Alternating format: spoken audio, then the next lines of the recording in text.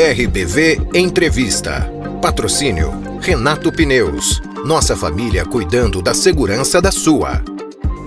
Olá, boa tarde, seja bem-vindo, seja bem-vinda a mais uma edição do RBV Entrevista, a partir de agora nas nossas plataformas digitais aqui da Rádio Videira. Eu sou Ernesto Júnior e o assunto de hoje são os direitos humanos. Uma temática que vem ganhando corpo desde o início deste ano de 2026, principalmente a partir do momento onde aí ocorreu toda a situação envolvendo a Venezuela com os Estados Unidos. O nosso entrevistado de hoje é o professor da área de Direito e também da área de Direitos Humanos, professor João Vitor Ismanioto. João, a gente está encerrando o mês de janeiro, né? O mês de janeiro que foi movimentado quando a gente fala da geopolítica mundial, afinal de contas, no dia 3 a gente teve toda aquela questão da invasão por parte dos Estados Unidos na Venezuela, aí a prisão do Nicolás Maduro, e em cima disso a gente teve outras tantas questões envolvendo a geopolítica, mas nisso tudo, numa linha em conjunto, a questão dos direitos humanos, seja na América Latina, seja no próprio Estados Unidos, com a questão do ICE, seja no Oriente Médio. Como que a gente pode observar todas essas questões em cima dos direitos humanos nesse início de 2026, que está sendo tão aí atribulado na questão aí envolvendo os direitos? Bom, o ano de 2026, ele chegando, né? Ele mostra muito claramente que nós teremos um ano duro, né? No Brasil intensificado por ser um ano eleitoral. Será um período muito, muito complicado e de muita atenção por parte de quem pode ajudar, por parte dos analistas políticos, econômicos. Nós sabemos que 2025 não foi um ano fácil de aguentar, né? O próprio conflito, a própria guerra na faixa de Gaza nos trazia imagens que deixa qualquer ser humano abalado, né? Um bombardeio contínuo e covarde sobre a população civil, sobre mulheres, sobre crianças. Então, 2025 não acaba bem, 2026 começa pior ainda, porque nós temos um país vizinho, um país da América Latina invadido pela primeira vez de maneira militar, né, a sua soberania sendo violada.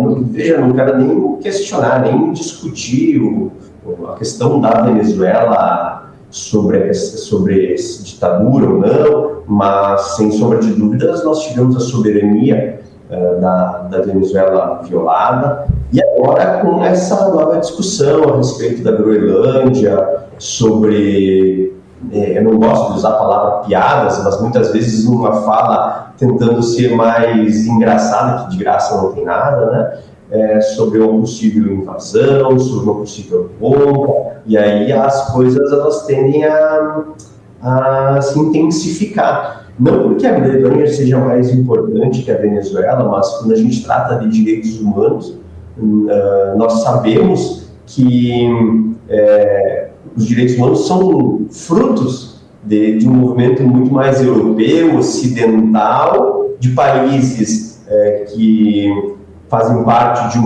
um núcleo, de um capitalismo central, de uma organização diferenciada economicamente. E aí, quando a gente ouve falar de uma possível violação das fronteiras da Groenlândia, dos interesses de soberania, né, da Groenlândia, a gente volta a essa discussão de direitos humanos, né? Claro que de maneira equivocada, porque nós também temos que discutir a violação dos direitos humanos aqui ao lado da Venezuela, e, obviamente, na questão da faixa de Gaza, na questão da guerra da Ucrânia. Então, falar em direitos humanos em 2026 vai ser uma temática bastante complicada. Nós vamos falar muito de direitos humanos, e nós vamos falar muito de direitos humanos exatamente porque a Groenlândia, o país europeu, vai estar envolvido, né? Talvez, né? É o que a gente tem observado.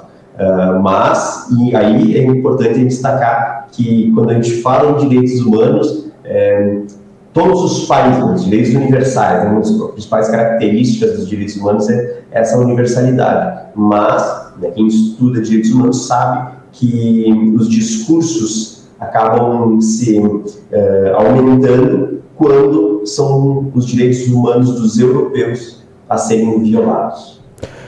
Você tocou num assunto que eu acho que é de extrema importância, João. A gente teve duas situações, né, agora nesse início de ano. Primeiro aqui na Venezuela e a segunda agora a questão envolvendo a Groenlândia, né, que aí ainda, né, a gente não sabe o dia de amanhã, a gente não sabe os pensamentos aí do que vai acontecer por parte dos Estados Unidos, mas que ainda não foi, de certa forma, invadida, mas a gente já tem aí inúmeras tratativas, né, por parte dos Estados Unidos para uma possível invasão se, segundo Donald Trump, aí a Groenlândia, né, a Dinamarca, não aceitar vender, repassar o território para os Estados Unidos.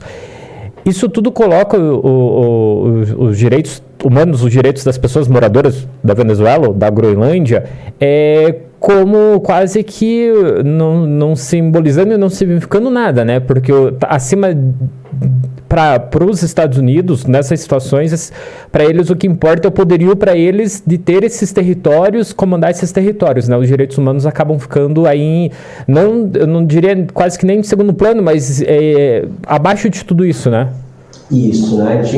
Quando a gente lembra da criação dos direitos humanos, a gente fala da questão formal, né? Os direitos humanos, eles são elevados a uma categoria jurídica mais forte a partir da Segunda Guerra Mundial. Então, quando a gente observa essa criação da ONU e da criação de uma declaração dos direitos universais, dos direitos humanos, a gente estuda, né, que eles são frutos, eles ocorreram por quê? Porque, basicamente, por causa da Segunda Guerra Mundial, por causa do nazismo, por causa do Holocausto, a agressividade com que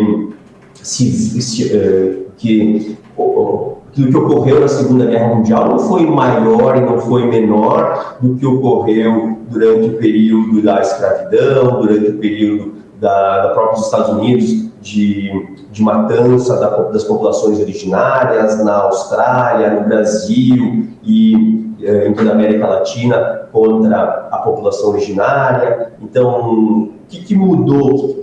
Qual foi a diferença da Segunda Guerra Mundial? É que foi contra europeus, né? Foi contra homens loiros, de olhos azuis, pele branca, e isso chocou o Ocidente, né? E quando nós temos o fim da Segunda Guerra Mundial, a gente cria, né, o Ocidente vai criar essa organização, né, a Organização das Nações Unidas, para evitar que uma nova agressão contra os povos europeus, né, contra os europeus, volte a ocorrer, até porque nós estávamos vivendo, né, no final da Segunda Guerra Mundial, nós já inicia aquilo que a gente costumeiramente chama de Guerra Fria, né? Então a Europa estava exatamente no meio entre a União Soviética e os Estados Unidos, então estava bastante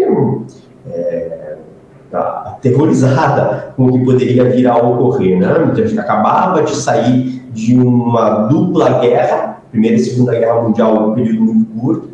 Então, a criação dos direitos humanos é uma ideia de criar um rol de direitos que protejam os valores ocidentais, né? Então, os direitos humanos eles são fruto, principalmente, do modelo econômico capitalista, de uma região ocidental e de um modo de viver ocidental, né? Então, os direitos humanos eles são frutos do Ocidente. E agora, o que nós estamos vendo? Nós estamos vendo novamente, em 2026, nós estamos vendo a possibilidade de novamente o Ocidente ser agredido. Eu não estou falando da Venezuela, alguém que está pensando geograficamente, não, mas a Venezuela faz parte do Ocidente. Mas o Ocidente, ele não é apenas geográfico, né? É epistemológico, o Ocidente, é o Norte, é o modelo de vida do Ocidente, que muitas vezes está dentro do Brasil, está dentro da Venezuela, mas não é a Venezuela, não é o Brasil como um todo, né? Aquela ideia do Boaventura, das epistemologias do Sul. Então, quando a gente fala em a agressão à Venezuela, à Groenlândia, preocupa porque Para nós preocupa a Venezuela, que está aqui do nosso lado, para nós, enquanto seres humanos, preocupa Gaza, preocupa a Ucrânia, a guerra da Ucrânia, procura todos os conflitos que nos preocupam enquanto seres humanos. Mas quando a gente fala em direitos humanos, a gente tem que ficar muito atento, porque esse discurso vai vir mais forte por causa da possível agressão à Groenlândia. Eu lembro quando se instaurou a guerra da Ucrânia. Eu lembro e eu uso muito essas imagens nas minhas aulas de direitos humanos, como que a televisão, principalmente os canais europeus, tratavam, né, a invasão. E eu lembro que alguns repórteres falavam, né, olha, parece muito com a gente. Quer dizer, enquanto a agressão era contra pessoas que não pareciam a gente, brancos, de cabelo claro, tudo bem, mais um conflito, mas ali era muito próximo o modo de vida, a estrutura do Estado. Então, a gente tem que ficar atento, né, porque os direitos humanos, eles são universais, mas quando começa muito esse discurso que a gente vai ver na mídia sobre violação de direitos humanos, batemos, né, na vez de, peraí, a violação dos direitos humanos também ocorreu na Venezuela, também ocorreu muito em Gaza, né? E por que agora nós estamos dando essa ênfase à Groenlândia? Tudo bem, por questões bélicas, envolve a OTAN, tudo bem, mas, né, fiquemos atentos.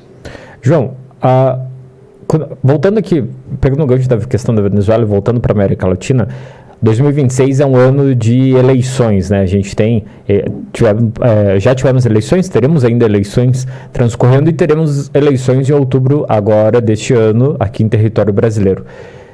Com tudo isso que a gente conversou até agora, como que você observa que vai se comportar ainda todas essas situações envolvendo direitos humanos até esse pleito eleitoral aí lá do dia 4 de outubro? Nós vamos ser minados, né, com muitas dessas informações. Se a gente lembrar as eleições de 2022, nós vamos recordar como se falava da Venezuela. O Brasil, se acontecer isso, ou se acontecer aquilo, vai virar uma Venezuela, né? E agora a Venezuela sendo invadida, tendo as suas decisões subjugadas pelo imperialismo americano. Como que isso vai ser visto aqui na América Latina e no Brasil? Eu acho que essa é uma bandeira que que vai pautar. Eu acho que vai ser uma das bandeiras que mais vai pautar as eleições de 2026. Uma pena. A gente tem problemas concretos muito maiores aqui no nosso país. Nós temos a questão da jornada 6x1, nós temos as questões tributárias que sempre são problemáticas no Brasil. Nós tivemos agora uma conquista de uma justiça tributária para os que ganham menos, né, uma isenção de imposto de renda para quem ganha até R$5 mil. Isso é uma conquista enorme que o povo brasileiro teve, o povo brasileiro, né, a classe trabalhadora que se enquadra nesses R$5 mil, que é a grande maioria da população brasileira. A jornada 6x1, sem sombra de dúvidas, qualidade de vida, mas não só qualidade de vida, direito de existência enquanto ser humano, de não viver só com trabalho. Então nós temos as nossas pautas muito mais voltadas para o Brasil. Só que isso não interessa discutir, porque dificilmente a gente vai ter alguém em época eleitoral falando que é contra o fim da jornada 6x1, porque isso não vai trazer muito voto. Né? Quem é contra a jornada 6x1 é contra, quem é contra o fim da jornada 6x1 é contra o trabalhador poder ficar mais em casa. Então, as pautas que envolvem o medo, elas são pautas muito, muito importantes, principalmente para a direita, né? Principalmente para a extrema-direita, porque o medo ele nos impede de ver as coisas, ele nos traz dificuldade de ação, né? Quem tem medo normalmente se congela. Então o medo ele é um elemento da política muito importante. É só a gente observar como as discussões costumam fomentar o medo, né? E o medo ele faz com que a gente acabe se agarrando em elementos que nos tragam segurança. E a segurança, ela pode ser uma segurança bélica, né? Pode ser uma segurança normalmente física. Então a gente começa a ter endurecimentos por parte da força de fato, né? Que é exercida pelas Forças Armadas, pelo aparato estatal que reprime e prende, né? Então, veja o que está acontecendo nos Estados Unidos, olha a política do medo que nós estamos observando, olha a política do medo que nós estamos observando, por exemplo,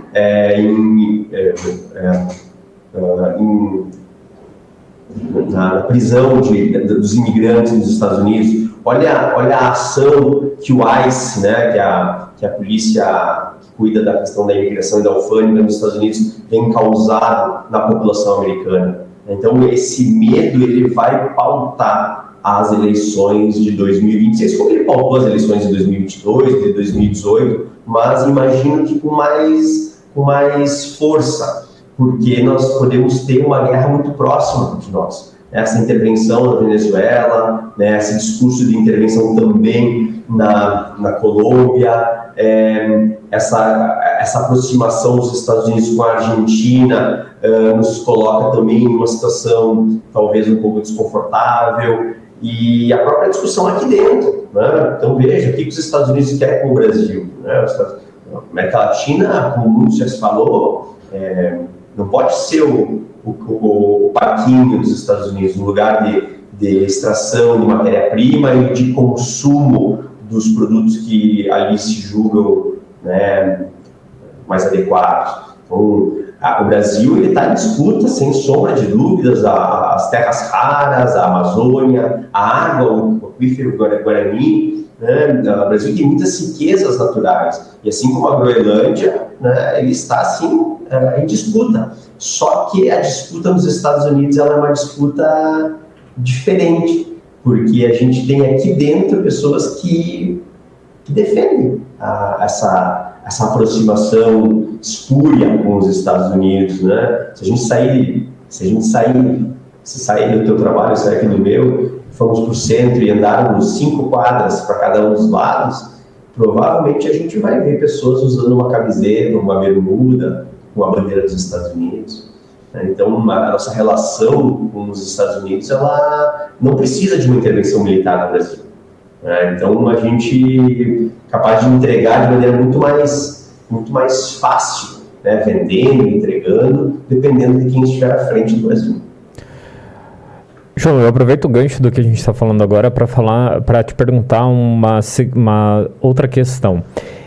Em cima de tudo isso, nas últimas semanas teve-se muito a discussão do trabalho e da força das instituições, como o caso da ONU, em situações como essa, como foi o caso da invasão na Venezuela, como é a questão envolvendo ali a Groenlândia com a Dinamarca, a questão no Oriente Médio, né, que a gente sabe que vem se arrastando aí, principalmente o Irã agora nesse início de 2026, o qual também acaba envolvendo aí a presença dos Estados Unidos.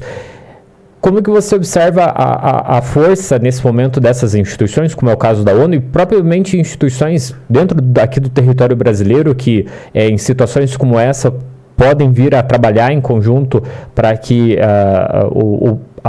a democracia brasileira possa continuar sendo exercida da forma como a gente conhece e da forma como ela é para acontecer? Boa pergunta, Ernesto, muito boa pergunta. Em sala de aula, uma brincadeira talvez inconveniente, mas eu costumo dizer que é aquele famoso meme que não é meu, né? É o cachorrinho que se chama ONU, né? Pode passar a mão que ele não morde, né? Porque o que faz a ONU nesse estudo? Da onde vem a ONU, né? Então, retomando até um pouco da nossa primeira parte da conversa, a ONU ela é criada a partir do fim da Segunda Guerra Mundial e ela vem substituir a Liga das Nações, né? A Liga das Nações ela foi a primeira tentativa de uma organização internacional que foi criada logo após a Primeira Guerra Mundial, foi definida ali no Tratado de Versalhes, com o intuito de criar uma organização que, antes de ir para as vias de fato, né, antes de ir para a guerra, sente-se na mesa e vamos tentar resolver esses problemas sem precisar ir a uma guerra. Então, a Liga das Nações, até é engraçado porque ela foi uma ideia americana, do presidente americano, mas os Estados Unidos não fez parte, porque o Congresso americano não autorizou os Estados Unidos a fazer parte, por uma questão de mitigação de soberania. A Liga das Nações, ela não deu certo, porque obviamente teve a Segunda Guerra Mundial, e ao final da Segunda Guerra Mundial, os europeus, novamente os europeus, tiveram a ideia de criar uma organização internacional que, novamente, pudesse ser a mais adequada para tratar de assuntos que evitasse uma Terceira Guerra Mundial. Né? A Terceira Guerra Mundial teria sido desastrosa para a economia dos países que estavam se reconstruindo. A guerra, ela é economicamente uma guerra, pode ser interessante para o ser humano, obviamente isso não diz nada, mas depois de uma guerra, o espólio é dividido e a economia precisa voltar a crescer, e a paz social precisa voltar a imperar para que no mundo capitalista volte a existir lucro. Né? Então a ONU, ela tem como principal elemento essa ideia de estabilidade econômica, social, política, dentro dos pilares já pré-definidos, tá? Uma democracia liberal, uma economia capitalista, né? uma política representativa, ninguém está falando de democracia direta aqui, então a gente tem já os pilares, por isso que até é engraçado, né? A ONU é fruto de um modelo econômico capitalista que inclusive visava combater os movimentos do Nordeste europeu, né? A gente tinha acabado de ocorrer a Revolução Russa, a União Soviética era, né, a grande potência que se contrapunha à hegemonia ocidental americana. Né? Então, a ONU é criada para essa ideia de uma mesa onde a gente possa negociar a política, a economia, o que a gente vai fazer, para onde que os nossos interesses vão ser direcionados. E a gente sabe que dentro da ONU existe uma coisa chamada Conselho de Segurança, que talvez seja mais importante que a própria Assembleia Geral da ONU. A Assembleia Geral da ONU é um espaço de diálogo, é um espaço político não de decisão, mas de discussão, de exposição. Existe uma coisa chamada, né, no direito internacional, que é Power of Embarrassment, né, que seria o poder da vergonha, quando você expõe um país que não cumpre direitos humanos, mas é uma exposição moral, não tem uma sanção bélica. Então a ONU e o Conselho de Segurança, eles tiveram uma importância muito grande. O Conselho de Segurança ele tem ainda, né, a gente sabe, é um conselho composto por 15 pessoas, mas que 5 decidem. E dentre esses 5 nós temos China, Rússia e Estados Unidos. Então, a intervenção militar que o Conselho de Segurança determina, ela só pode ocorrer se China, Rússia e Estados Unidos estiverem de acordo. E a gente sabe que quase sempre um deles está envolvido no conflito. Então, o Conselho de Segurança ele acaba sendo um instrumento de dizer, não, peraí, a ONU vai ficar de fora. O Conselho de Segurança não aprovou nenhum tipo de intervenção, o famoso poder de veto. Quem mais usou até hoje foi os Estados Unidos, sem sombra de dúvidas. Inclusive, a própria conflito de Gaza, né, foi várias vezes levado ao Conselho de Segurança e todas as vezes os Estados Unidos, né, representando os interesses de Israel, foi contra qualquer tipo de intervenção. A grande questão aqui é, e a ONU, o que ela faz aqui? A ONU ela simplesmente senta e negocia. Ela senta e ajuda que esse conflito não se projete. E eu acho interessante até a tua pergunta, porque ela faz um link interessante, faz um link com essa nova ideia dos Estados Unidos do Conselho de Paz. Né? O Donald Trump ele trouxe uma ideia escabrosa de um Conselho de Paz. E, em primeiro lugar, um conselho que precisa ser estudado, né? Não é muito egocêntrico, né? Uma necessidade de aparecer, mas não sejamos também ingênuos de achar que é só uma questão egocêntrica, né? Interesses geopolíticos claros, né? O conselho de paz do Donald Trump é o conselho onde ele vai ditar as regras. Inclusive sendo presidente vitalício, né? Exatamente, é o conselho vitalício, ele passa a ser um membro vitalício, né? Ele está vendendo, né? Dizem que por $1 bilhão assentos nesse conselho, mas eu acho que a sacada mais interessante, quem deu foi o Elon Musk, ontem, esses dias, na sua fala em Davos, porque ele faz ele tem uma sacada, né, da palavra, né, porque o Conselho de Segurança, o Conselho de Paz, em inglês se chama Border of Peace, Fronteiras da Paz, é uma expressão muito comum usada dentro do direito internacional. Border of Peace, ele tem uma sutileza aqui, porque peace é paz, mas peace também né? Tem a fonética aqui de pedaço. Então, Border of Peace pode ser um conselho de pedaços.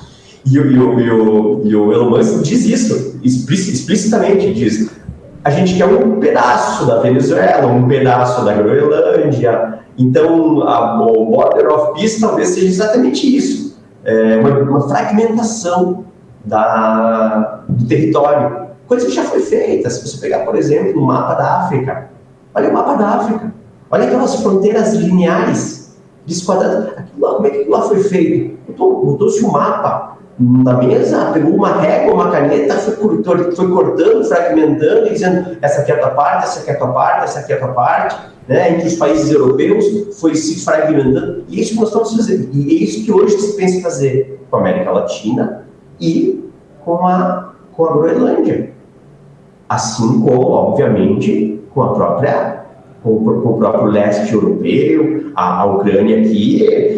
Como se a gente lembrar no passado, os acordos de paz que o Trump estava negociando, ele tinha interesses também nas terras raras, na região da Ucrânia, que é muito importante. A Ucrânia é o segundo maior país da Europa, só perde para a Rússia. Então, toda essa vasta terra de plantação, de produção de adubo. Então, a tua pergunta foi: e a ONU? Desculpa, eu trouxe para o Conselho de Paz. Por que isso? Porque a ONU ela não está hoje, não é que ela não está fazendo nada, ela não consegue fazer muita coisa, né?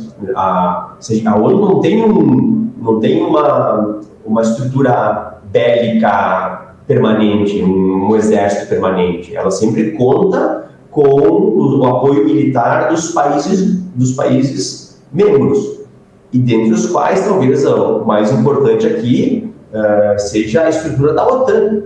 E a OTAN, que domina mais de 50% do armamento mundial, ela é controlada por quê? Pelos Estados Unidos e pela França. Mas eu não colocaria os dois no mesmo patamar. Os Estados Unidos. O problema é que agora é os Estados Unidos que estão ameaçando invadir os países, a Groenlândia, que é representado pela Dinamarca, é membro da OTAN, e como é que vai ficar? Então, o que a ONU pode fazer? A ONU ela tem dois integrantes em guerra, que um é os Estados Unidos, que está no Conselho de Segurança, que tem toda a estrutura bélica que hoje é insuperável, né? Talvez a China e a Rússia consigam fazer um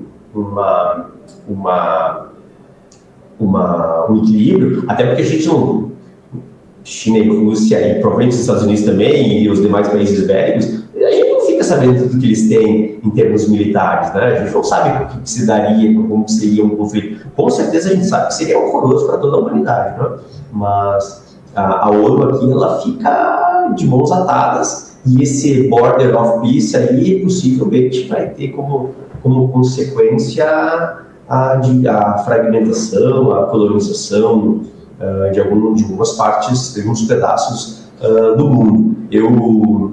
Eu ano passado, em sala de aula, eu falei, nós estávamos num período ainda da guerra de Gaza, e eu fiz a minha opinião foi que Gaza ia ser totalmente destruída, né? E depois ia ser recolonizada dentro dos parâmetros ocidentais.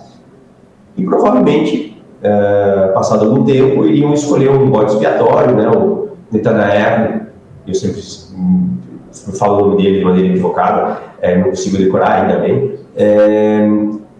Ele provavelmente vai sofrer sanções do mundo ocidental, ele vai ser ele vai ser provavelmente condenado, né? Já foi em algumas instâncias, provavelmente vai ser o cara que vai para a fita, desculpa a expressão, né? Mas Gaza provavelmente vai se tornar um novo espaço de desenvolvimento econômico em parâmetros capitalistas, com grandes áreas, grandes prédios. A gente até já vê alguns projetos, né? O próprio Trump já apresentou projetos de ir para Gaza, com um novo Catar, um novo Dubai, né? É uma região muito importante, uma região muito bonita, uma região muito interessante de exploração econômica e a geopolítica dela, a localização dela é perfeita. Então, a ONU, muitas vezes ela vem para recolher os pedaços, né? E é isso que possivelmente ocorra aqui também. Aqui também, em questões de Groenlândia, tá? Sim. Porque não vejo a ONU sendo incisiva em questões de Venezuela. Tá? Eles dividem, né, João? Exatamente. Pela própria origem, né? Pela própria maneira de ver os cidadãos, de diferenciar os cidadãos. O povo venezuelano que vai sofrer muito, já sofria também, verdade, mas veja, todo o petróleo que está sendo hoje extraído, a Venezuela é basicamente um barril de petróleo, né? A gente sabe que o principal elemento de exploração é o petróleo. Governos que se sucederam, com o Chávez e o Nicolás Maduro, não vou nem abordar. Obviamente, o governo do Nicolás Maduro tomou decisões bastante equivocadas, econômicas, políticas. As eleições da Venezuela foram questionáveis em termos, né? Porque transparência não foi forte. Eu faço essa crítica, né? Não me nego a fazer, mas eu não faço só da Venezuela, as próprias eleições dos Estados Unidos. Vão se querem questionar as eleições de algum país, as próprias eleições dos Estados Unidos. É bastante peculiar, né? Eu não vou comparar, não estou comparando um com o outro, eu simplesmente estou colocando na balança. Agora, a Venezuela, claro, tomou algumas decisões equivocadas, o governo venezuelano, mas e agora, o que vem? Vai vir realmente um governo melhor? Né? Tomara que sim, mas não sejamos ingênuos. Olha o que aconteceu esses últimos dias, o petróleo que foi extraído, os Estados Unidos, né, se apropriou, vendeu, agora está num fundo. Esse fundo para a presidenta interina, né, ter acesso, ela tem que dizer o que ela vai fazer. Que autonomia é essa?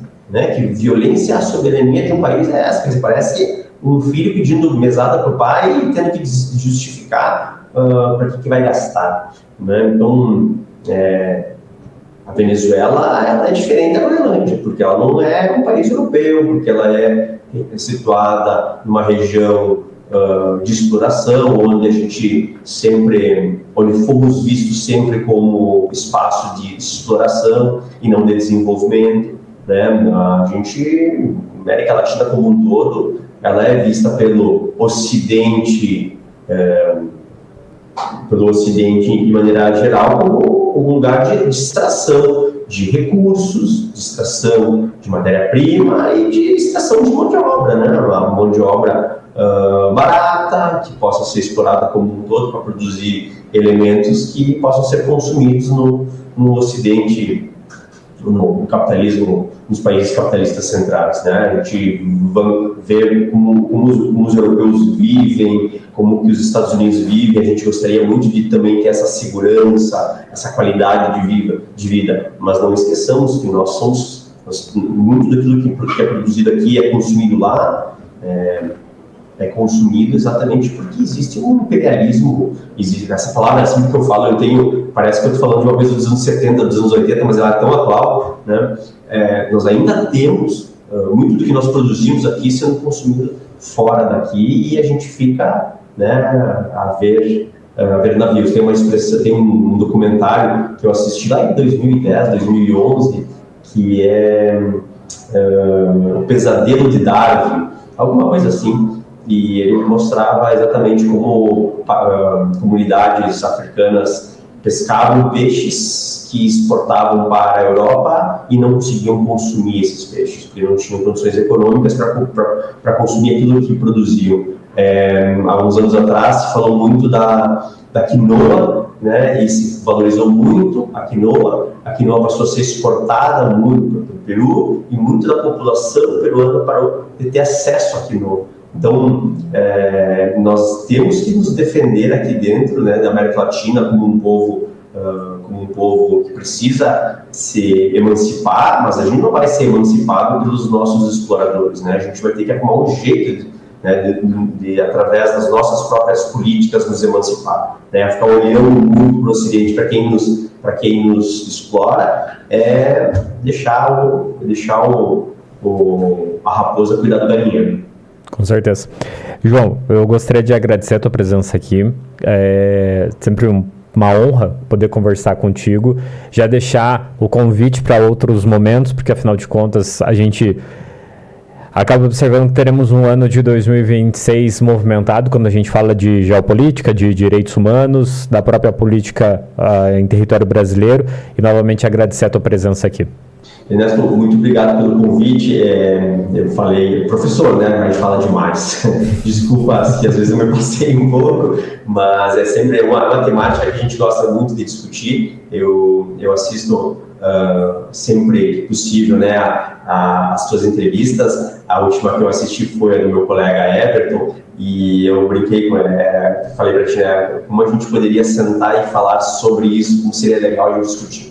E é muito bom, ainda que o assunto seja pesado, o assunto seja difícil, mas me senti muito lisonjeado de ter sido convidado por ti para tratar sobre esse tema, e me coloco sempre à disposição para quando a gente puder discutir temas que são tão relevantes para a nossa sociedade, para o nosso país, para a nossa região. Eu que agradeço, e para você que nos acompanhou, essa entrevista completa você confere acessando as nossas plataformas digitais no YouTube e no Spotify, é claro, nas nossas redes sociais. Um excelente fim de semana e até a próxima edição. Você acompanhou o RBV Entrevista, com o patrocínio de Renato Pneus. A nossa família cuidando da sua família.